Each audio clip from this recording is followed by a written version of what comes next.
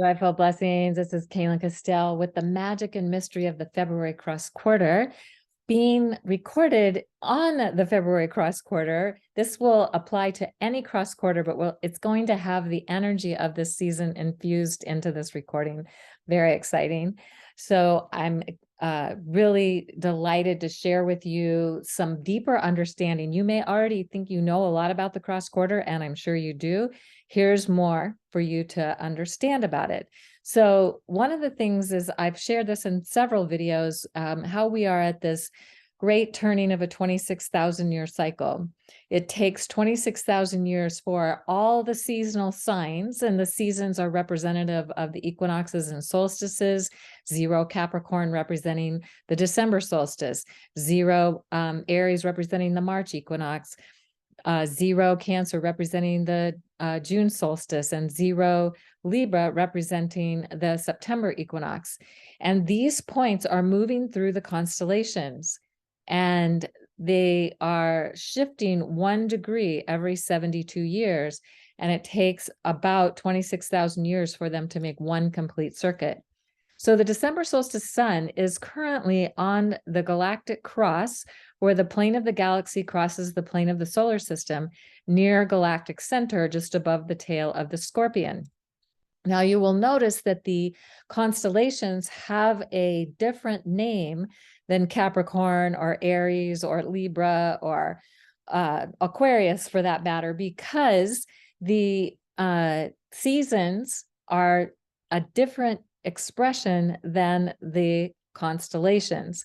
And if we look at the 0 Capricorn point here, meaning that when the sun is on the cross, when it's rising in this place at the December solstice, it is the shortest day and the longest night in the northern hemisphere. It's the opposite season in the southern hemisphere, and we'll see why that is in a moment.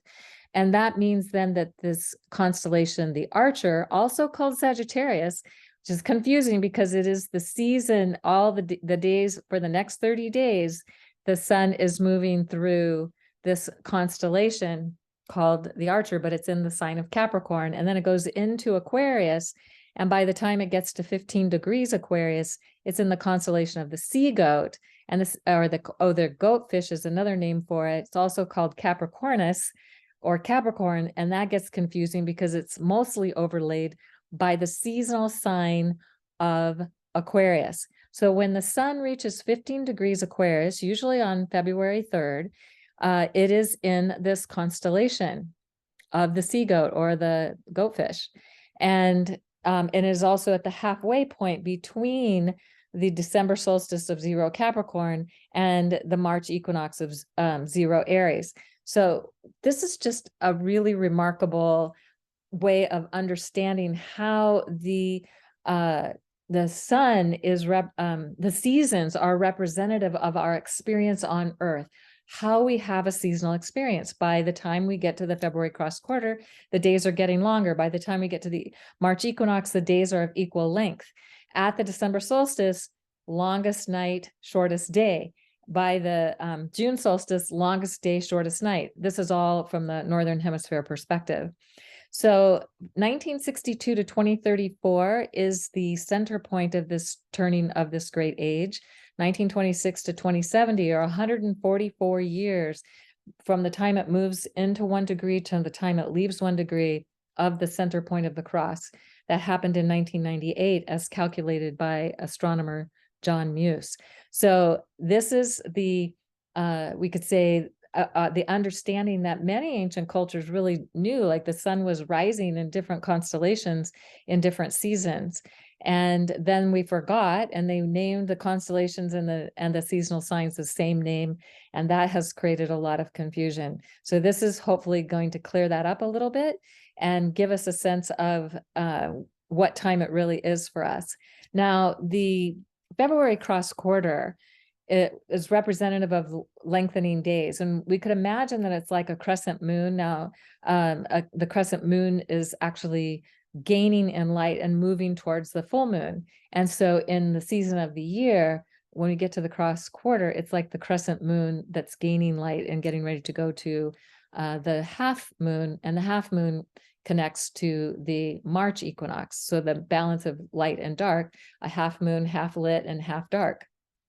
Most days, as I already mentioned, most years that the sun will reach this cross quarter point of 15 Aquarius is on February 3rd, sometimes on February 4th, and the next time that's happening is 2028 and 2030. So when we are thinking about the cross quarter points, many cultures saw this as solar feminine energy, that it's the light of the sun that gives life to the planet. And that as the light is growing, especially in the northern hemisphere, when we reach this cross quarter, as the light is growing, new life and new growth is possible. And this has, of course, also been referred to as Imbolc and Candlemas and Groundhog Day, often celebrated on February 1st or February 2nd, depending on the culture. And again, it doesn't reach the exact cross quarter till February 3rd. So I thought you might find it interesting to see how this works. So if we imagine this line here as the horizon line, and the sun is like a pendulum going up, back and forth, up to its furthest north point, back to its furthest south point, back to its furthest north point, and it reaches the halfway point at the equinoxes where we have the balance of day and night. So if we start with the December solstice and look at, like in the northern hemisphere, it's the longest night. And then the sun will start increasing in light as it's moving towards the March equinox. Of course, this is the opposite thing happening in the southern hemisphere. When the sun reaches 15 Aquarius, it's halfway between the 0 December, the 0 Capricorn point and the 0 Aries point. It's reached that halfway point. And as the Celtic cultures saw, this was a between. It was a time when the veils between the worlds were thinnest. It was a time when magic could happen. You could contact and access other realms and dimensions more easily. So this is why the cross quarter points are so significant. So then we get to the March equinox. The sun is rising exactly due east or due west. And then it keeps moving up the horizon till we get to the halfway point, the Beltane May 15 degrees Taurus point, and then it gets to its furthest northern point, and then it begins to swing back to, it comes back to 15 degrees Leo, the halfway point between the June solstice and the September equinox. And then it comes to the, between the September equinox and the December solstice, it gets to 15 Scorpio. That's the halfway point. And again, these are the times when the veils between the worlds are thinner. We can have more access to other realms and dimensions. But something that's also really interesting, I'm just going to mention it because I've talked about this in other videos, is the out of bounds quality of when planets and the moon go outside the boundaries of the sun. So the sun can never rise or set further north or south than these points, but the planets can go beyond that. And I share a little bit more about that in some other videos, especially on the lunar standstill. Now, here's the reason why we have seasons on the planet, and that's because our Earth is tilted 23.5 degrees. And as it goes around the sun, there's going to be certain times where there's more light present. At the equinoxes, it's going to be equal balance of day and night. Now, here's the sunlight hitting the Earth. And it's different at different latitudes, how long the days and nights are, depending on how far north or south you are. If you're around the equator, the days are almost all the same, no matter what time of year it is. It's usually about the same length of time. It might shift slightly depending on how far north or south of the equator you are. And if you go to extremes of the north and south points, it'll be more extremes of the days and nights. So for example, at the Arctic Circle in the summer, the sun never sets. And at the South Pole, the sun never rises. And then when it's the opposite season, again, at the North Pole, the sun will never rise and the sun will never set. So it's just how we experience these seasonal energies.